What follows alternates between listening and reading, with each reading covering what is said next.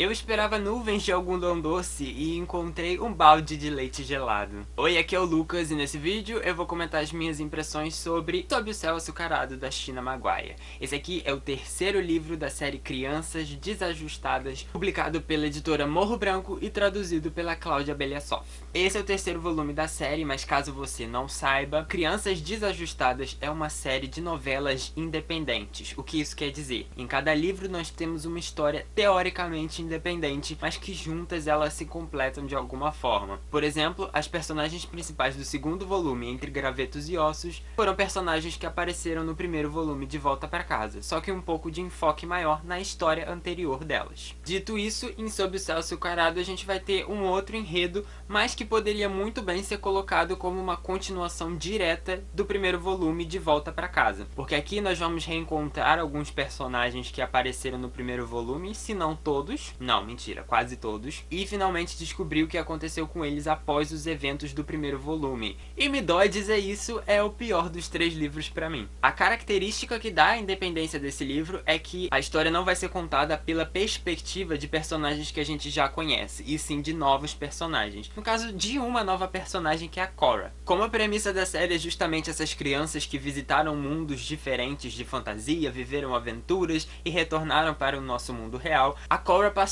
um tempo debaixo d'água vivendo num mundo de lagos e ela se tornou uma sereia. Agora, vivendo na Terra, ela ainda tem algumas características de sereia, como por exemplo, o cabelo esvoaçante dela, que ela sempre deixa molhado para manter o brilho e etc, etc. E a esperança da Cora é de encontrar o seu caminho de volta para casa, assim como todos os outros alunos da escola da Eleanor. Mas tem uma característica da Cora que chama a atenção, é que ela é uma menina gorda. E sabe qual é a ironia desse livro? É que em boa parte da história a gente vai acompanhar a aventura desses personagens num mundo totalmente feito por comida. E para uma geração que cresceu com Shark Boy e Lava Girl, não é muito difícil de imaginar aquela coisa de um rio de leite pisando no creme cracker, vulcão de Nescau ou sei lá o que. É mais ou menos aí nesse estilo. O fato é que eu não gostei nada desse livro aqui. No primeiro momento isso soa muito comum, porque o que eu falei, são histórias independentes. É como se a gente encarasse um livro de contos. A gente nunca lê um livro de contos e gosta de todos os contos da mesma forma. Essa coleção tem várias histórias diferentes, com vários personagens diferentes.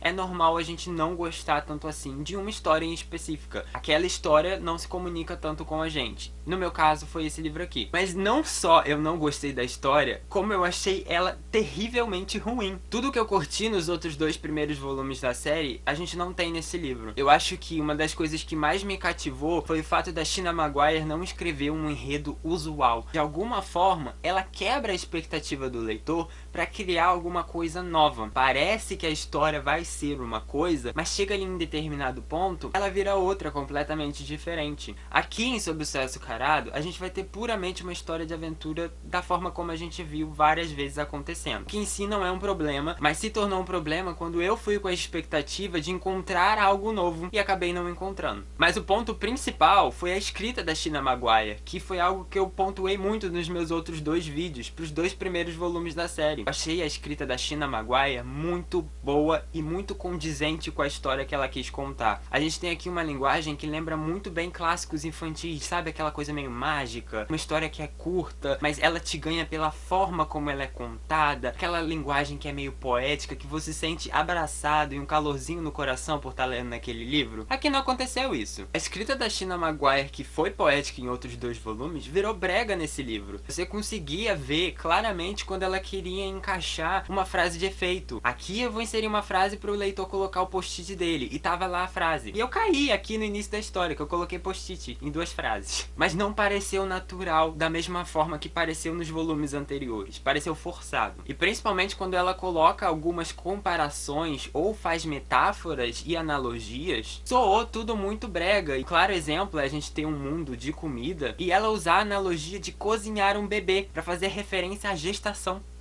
essa é brega. Então quando eu fui lendo e eu tava me deparando com isso, eu fui perdendo o interesse na história e fiquei sem acreditar que a mesma autora que podia escrever os outros 2 primeiros livros escreveu esse livro aqui. Me soou um livro muito mais preguiçoso do que os outros 2. O que é irônico se você levar em consideração o prólogo desse livro. Ele é muito bem escrito e quando você começa essa história, você já lembra por que você gosta dessa série. Ele te cativa novamente pra esse mundo e fala, olha, vamos ter mais um capítulo da nossa aventura? Mas eu não senti esse nível na escrita e na engenhosidade no resto da história. Na verdade, foi piorando conforme as páginas foram passando e eu fui ficando levemente irritado do meio pro final do livro. E o livro tem menos de 200 páginas, vale lembrar. Por sorte, eu tenho comentado em outros livros com vocês sobre a questão do conteúdo sexual, que isso me afasta um pouco, eu não gosto muito dessa coisa de uhul, órgãos sexuais, uhul, piadinha com órgãos sexuais e não sei... Não gosto dessa banalização, não gosto, não é algo que me atrai. E eu fiquei muito surpreso negativamente quando eu encontrei muito conteúdo sexual nesse livro aqui. Conteúdo adulto de forma geral, porque esse livro tem palavrão. E eu acho que De Volta Pra Casa também tinha um palavrão, mas era uma coisa assim, pontual.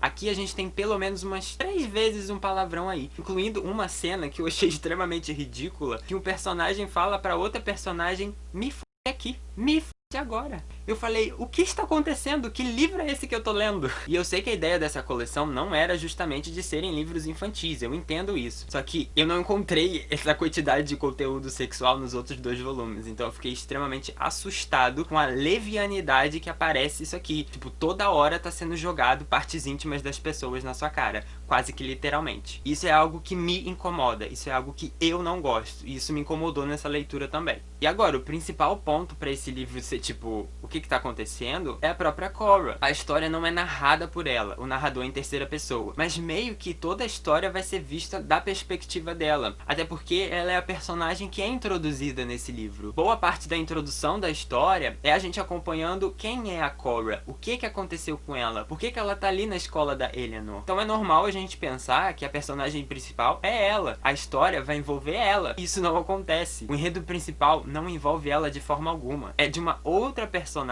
que se relaciona com uma outra personagem. A Cora vai participar dessa aventura e vai ser simplesmente uma espectadora. Então se a ideia era criar um livro em que a personagem principal fosse uma menina gorda, o tiro saiu pela culatra, porque ela é simplesmente espectadora e ela não faz nada o livro todo. Com exceção de uma cena específica que assim, qualquer um podia ter feito aquilo. Casou de ter sido a Cora. E as partes que ela aparece, desculpa gente, mas é muito chato. Desde o início vem essa introdução e esses questionamentos dela ser gorda e fala um pouco sobre a relação dela com os colegas de escola, como eles zombavam dela e etc. Mas em todos os momentos que a Cora aparece, sempre vai ter uma reclamação acerca disso. Alguém fala oi pra Cora, ela fala, esse oi me lembrou como os garotos na escola falavam oi pra mim porque eu era uma menina gorda. Quando eles entram nesse mundo que é feito de comida, a primeira coisa que ela pensa é, os garotos da escola iam estar me zombando por eu estar nesse mundo de comida. Iam falar que era o paraíso pra mim, mas na verdade é o inferno. Alguém fala, Cora, por favor, pega ali um negócio. Ah, eles estão pedindo pra eu pegar esse negócio porque eu sou uma menina gorda. Em todo momento, ela, além de não fazer nada na história, tudo que ela faz na história é seguido por uma problematização. Isso levando em consideração que o livro tem 200 páginas,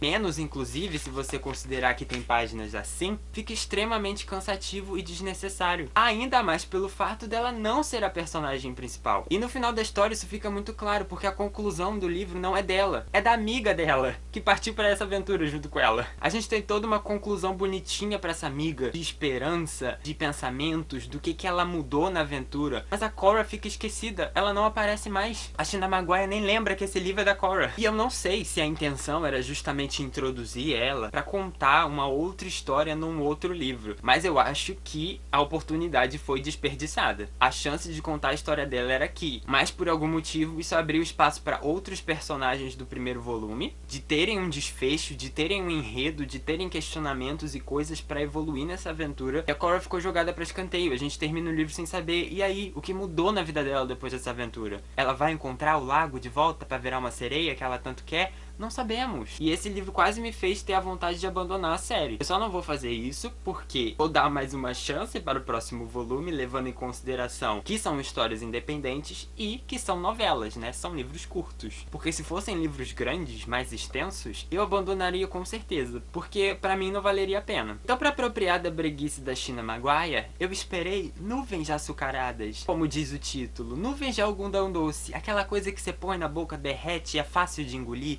e você sente aquele gostinho doce, aquela maravilha. E encontrei aqui cookies que ficaram demais no forno, agora estão duros pra morder, duros pra mastigar e é difícil de engolir. Então, se você já leu esse livro, deixa aí nos comentários o que você achou. Se você gostou, se você não gostou, qual a sua impressão. Vamos continuar essa conversa. Se por um acaso você ainda quer ler, o link tá lá na descrição, pelo menos você contribui com o nosso trabalho comprando por esse link. Antes de ir, eu queria agradecer a Luísa Bastos, que é apoiadora aqui no canal. Muito obrigado pelo seu apoio e de todos os outros apoiadores também. Vocês ajudam o canal a viver por mais tempo. Se você tá assistindo esse vídeo e quiser apoiar o nosso trabalho, checa lá a nossa campanha do Apoia-se que tá na descrição. Mas não tem problema se você não puder, você também pode curtir esse vídeo, compartilhar e se inscrever no canal para não perder as nossas próximas leituras. E gente, eu tô decepcionadíssimo com essa, espero que a próxima leitura seja melhor. Principalmente que o próximo volume dessa série seja melhor também. Eu espero ver você no próximo vídeo então. Até lá, tchau!